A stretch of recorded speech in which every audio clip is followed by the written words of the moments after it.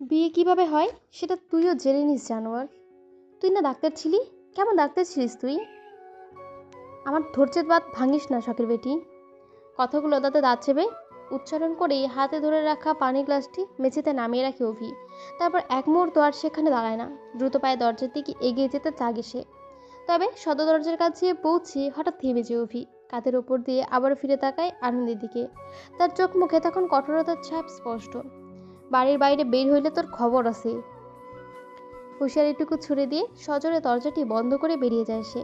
দরজাটি বন্ধ হওয়ার বিকট শব্দে যেন পুরো ঘর কেঁপে ওঠে। অথচ সেই শব্দের চেয়েও বেশি তোলপাড় চলছিল আনন্দের ভেতরে। মেঝেতে পড়ে থাকা মেয়েটি আর নিজেকে সামনে রাখতে পারে না। নিঃশব্দে গড়িয়ে পড়তে থাকে তার চোখের জল। বুকের ভেতর জমে থাকা অসহায়তা আর কষ্টগুলো যেন একে একে বেরিয়ে আসতে থাকে দীর্ঘ নিঃশ্বাসের সঙ্গে। এক সময় তার মনে হয় ফুলের পাপড়ির মতো কোমল যে জীবন একদিন রঙিন স্বপ্নে ভরা ছিল, সেই জীবন আজ কিভাবে এমন নির্জন, বিভিন্ন আর যন্ত্রময় পরিণতির মুখোমুখি এসে দাঁড়ালো। কোথায় হারিয়ে গেল তার হাসি, তার নিশ্চিহ্ন দিনগুলো? শরীর জুড়ে তখন প্রচণ্ড ক্লান্তি। সকাল থেকে না খাওয়া পেটটাও ক্ষুধায় মোচড় দিয়ে ওঠে। কিন্তু সেই ক্ষুধা মেটানোর শক্তিটুকুও যেন অবশিষ্ট ছিল না তার মধ্যে। চোখের পাতায় ক্রমশ ভারী হয়ে আসতে থাকে। অবশেষে ঠান্ডা মেঝেকে আশ্রয় করে কুকড়ে শুয়ে পড়ে আনন্দী। চোখের কোণে শুকিয়ে না যাওয়া অশ্রুর দাগ ধীরে ধীরে তলিয়ে যায় ঘুমের তলদেশে। সেখানে হয়তো কিছুক্ষণের জন্য হলেও বাস্তবে নির্মমতা তাকে খুঁজে পাবে না। অপর প্রান্তে অভি ছুটে যায় শহরের সেই পুরনো আড্ডাখানায়, যেখানে রাত নামলেই জড়ো হয় একদল পথহারা মানুষ। কেউ তাসের টেবিলে ভাগ্য পরীক্ষা করে, কেউ বেসুরা গলায় গান ধরে, আবার কেউ নিজের জীবনের দুঃখ কথা বলতে বলতে হঠাৎ অকারণে হেসে ওঠে। সে হাসির আড়ালে লুকিয়ে থাকে সদ্য না বলা বেদনা। নিজের সাঙ্গপাঙ্গদের নিয়ে অভিও গিয়ে বসে সেখানে।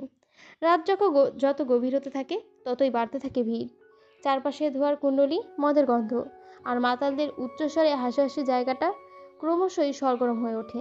কেউ গলা ছেড়ে গান ধরেছে, কেউ টেবিলে হাত থেকে তাল দিচ্ছে। পুরো পরিবেশটা যেন এক বিশৃঙ্খলার উৎসব। ঘরের এক কোণে টেবিলে বসেছিল অভি, এক হাতে মদের বোতল, অন্য হাতে ফোন। ফোনের স্ক্রিনের দিকে ধীর দৃষ্টিতে তাকিয়ে কি যেন দেখছিল সে। মুখে কোনো ভাবান্তর নেই, অথচ চোখের ভেতরে জমেছিল অদ্ভুত এক শূন্যতা। কিছুক্ষণ পর পাশে বসা নোবেল কৌতূহল গলায় জিজ্ঞাসা করে, কি হয়েছে ভাই? কোনো উত্তর দেয় না অভি। হঠাৎ করেই সে চেয়ার সরিয়ে টেবিলের উপর উঠে দাঁড়ায়। তাকে এভাবে দাঁড়াতে দেখে আশপাশের মাতালরা হৈ হৈ শুরু করে দেয়। কেউ হাততালি দিতে থাকে, কেউ শীষ বাজাতে থাকে। আদৌ কেন উল্লাস করছে সেটা বোধহয় তাদের নিজেদেরও জানা নেই।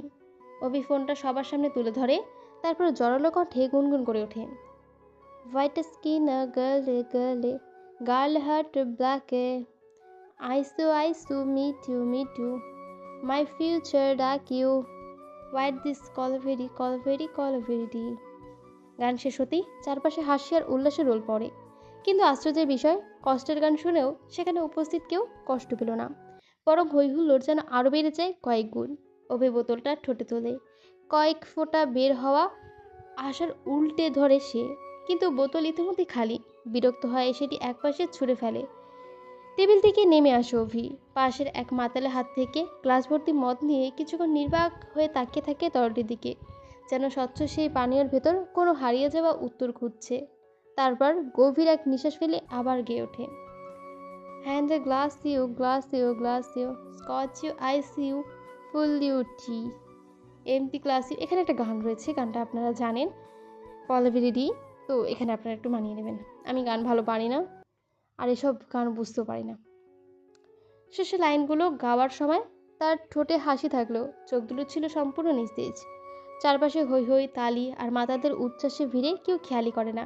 গানটা আসলে মজা করে গাওয়া হলেও গানের ভেতরে লুকিয়ে ছিল একজন মানুষের গভীর একাকিত্ব আর অপূর্ণতার দীর্ঘশ্বাস। সারা রাত নেশা আর উচ্ছৃঙ্খলার আড্ডায় ডুবে থাকার পর ভোরবেলায় সকাল হয়ে বাড়ির পথ ধরেছে অভি। এত দীর্ঘ রাত কাটানোর পরও তার মনে একবারের জন্য ঘরে থাকা নতুন বউটির কথা আসেইনি। সকাল প্রায় 9টার দিকে বাড়িতে ফিরে এসে সে সিঁড়ি বেয়ে সোজা দোতলায় উঠে যায়। ডাইনিং রুম পেরিয়ে নিজের কক্ষের দিকে যেতেই তার চোখে পড়ে যায় ঘরের দরজা খোলা। মুহূর্তে কপালে ভাঁজ পড়ে যায়। দ্রুত পায়ে ঘরে ঢুকতে চারপাশে তাকাতেই দেখে আনন্দ সেখানে নেই। এক অদ্ভুত অস্বস্তি চেপে যায় তার বুকে। গলা যেন হঠাৎ শুকিয়ে আসে। ঠিক তখনই বারান্দার দিক থেকে কিছু একটা পড়ার শব্দ ভেসে আসতেই সেদিকে ফিরে তাকায় অভি। অভি আর দেরি করে না, দ্রুত পায়ে বারান্দার দিকে এগিয়ে যায়। সেখানে গিয়ে যা দৃশ্য দেখে তাতে তার দৃষ্টি কয়েক সেকেন্ডের জন্য স্থির হয়ে যায়। মেরুন রঙের একটি শাড়ি পরে দাঁড়িয়ে আছে আনন্দী। সদ্য গোসল করে এসেছে বোধ হয়। ভেজা চুল গামছা দিয়ে মুছতে ধীরে সুস্থে। সকালে কোমল আলো এসে পড়েছে তার উপর। অভি চারপাশে একবার চোখ বুলিয়ে নেয়, কেউ দেখছে কিনা। কাউকে না দেখে বুক ভরে নিঃশ্বাস ফেলছে সে। তারপর পেছন থেকে আঁচলের কোণা ধরে বলে, শাড়ি কই পাইলি? পেছনে না তাকিয়ে আনন্দী উত্তর দেয়, আলমারি থেকে। অভি ভ্রুকুচকে বলে, কিভাবে বুঝলি? ওইটা তোর জন্য আনা হয়েছিল? অন্য কারোর জন্য তো আনা হইতে পারে। আমার আরেক বইয়ের জন্য ধর।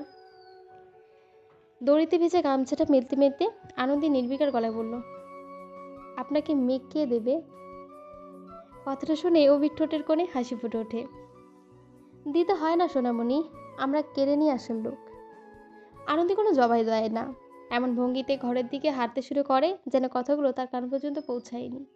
অভিও তার পিছু নেয়। ঘরে ঢুকে জিজ্ঞাসা করে, রান্না শেষ? আনন্দী ঘুরে তাকায়। আমি রান্না করতে পারি না। খাইতে পারোস? বলতেছি খাইতে পারোস? এতক্ষণ পড়ছিলাম উন্মাদনা চ্যাপ্টার 1, লিখেছেন কায়নাত খান কবিতা, পর্ব 41। ভালো লাগলো অবশ্যই লাইক, কমেন্ট এবং সাবস্ক্রাইব করে দেবেন। আজকে গল্পটা শোনার জন্য অসংখ্য ধন্যবাদ।